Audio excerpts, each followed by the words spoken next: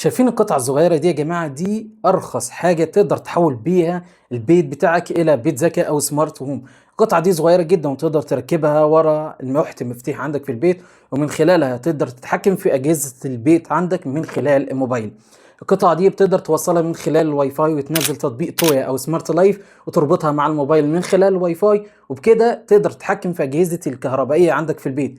مش بس كده يا جماعة، تقدر تشوف برضو استهلاك الكهرباء لكل جهاز. لو عندك مثلا تلفزيون او المكيف او مثلا سخان او تلاجة، عايز تعرف استهلاك الكهرباء لكل جهاز فيهم، هتجيب القطعة الصغيرة ديت من براند زين سمارت. زي ما شايفين القطعة دي حجمها صغير جدا، تقدر تركبها ورا لوحة المفاتيح الصغيرة ديت، وتقدر تتحكم في كل جهاز وتقفله وتشغله وتشوف استهلاك الكهرباء بشكل مباشر على الموبايل بتاعك.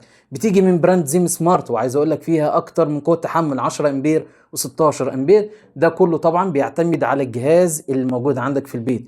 وهنا هيظهر معانا علبة الخاصة بالمنتج اللي بنتكلم عليه النهاردة من براند زيم سمارت.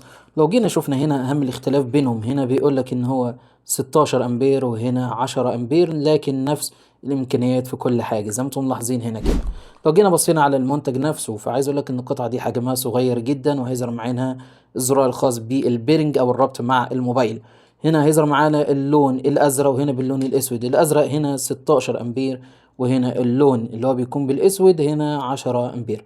حجمهم صغير، وعايز اقول لك ان الماتيريال هي مقاومه للحرائق بدرجه كبيره جدا. زي ما انتم شايفين كده خامات ممتازه جدا بصراحه. طبعا بننصح عشان تركبها لازم تحتاج الى فني، وانا شايف ان هي مفيده جدا. لو عايز تشتري المنتج ده فانا سايب لك الرابط بتاعه اسفل الفيديو. اتمنى يكون الفيديو عجبكم، والسلام عليكم ورحمه الله وبركاته.